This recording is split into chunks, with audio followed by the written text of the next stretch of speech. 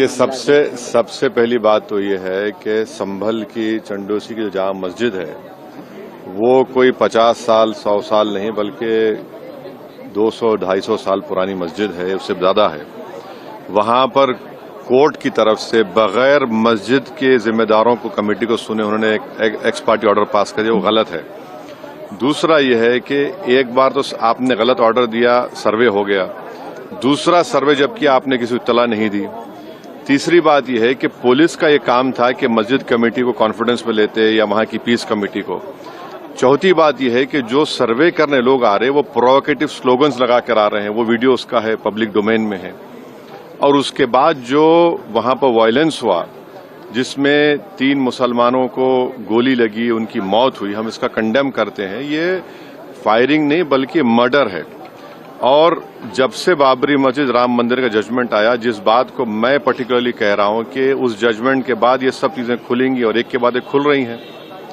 ASI protected monument सब बातें कर रहे हैं, क्या एएसआई के कानून में नहीं है कि आप उसका रिलीजियस नेचर चेंज नहीं, कैरेक्टर चेंज नहीं कर सकते? किस बुनियाद पे कर रहे हैं ये? और आप किस बुनियाद पर अपने फेथ को दूसरों पे थोपेंगे? भाई, कानून कोई चीज है ही नहीं है। जिस दिन कोर्ट में सुनवाई होती है उसी दिन ऑर्डर हो जाता है, उस दिन सर्वे भी हो जाता है। ये तो 1948 में ऐसे ही होता है बाबरी मस्जिद में। तो ये जो फायरिंग हुई है ये फायरिंग नहीं है, मर्डर है।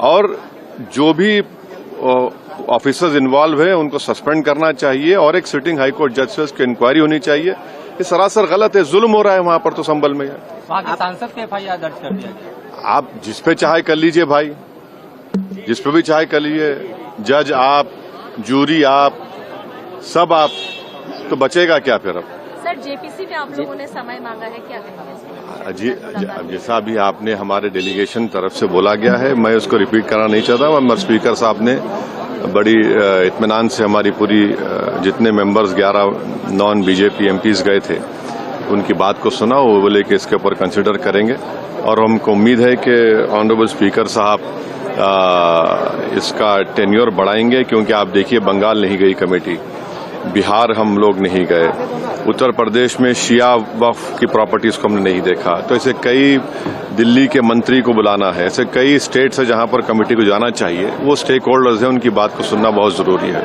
सर, वक्फ बोर्ड अमेंडमेंट बिल को लेकर आप क्या सोचते हैं? क्योंकि लगातार सरकार की तरफ से यही कहा गया कि जो मुस्लिम है, जनता है, उनके हित में है, मुसलमान जो है उनकी। अभी ये कानून बना नहीं, आप देख लिए संभल में क्या हो गया है। अभी ये कानून बना नहीं है। आप देख रहे हैं कि हर जगह पे बोल दिया जा रहा है कि नहीं, यहाँ पर 500 साल पहले मस्जिद नहीं थी। इस बिल में ये बिल आर्टिकल 26 का वायलेट करता है।